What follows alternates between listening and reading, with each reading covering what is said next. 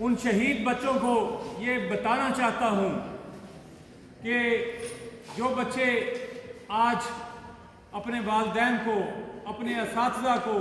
پورے ملک کو، پوری قوم کو روتا ہوا چھوڑ کر جنت میں چلے گئے، کہ تمہارے جو دشمن ہیں آج وہ پورے ملک میں ذلیل و خوار ہو رہے ہیں، اور تمہارے دشمنوں کو ہمارے لا انفورسمنٹ ایجنسیوں نے، اداروں نے ان کو ختم کر دیا ہے، اور دہشت گرد جو ہیں ان کا جو آقا ہے، میری مراد امریکہ سے ہے، آج وہ افغانستان میں ایڑیاں رگڑ رگڑ کر امریکی فوجیں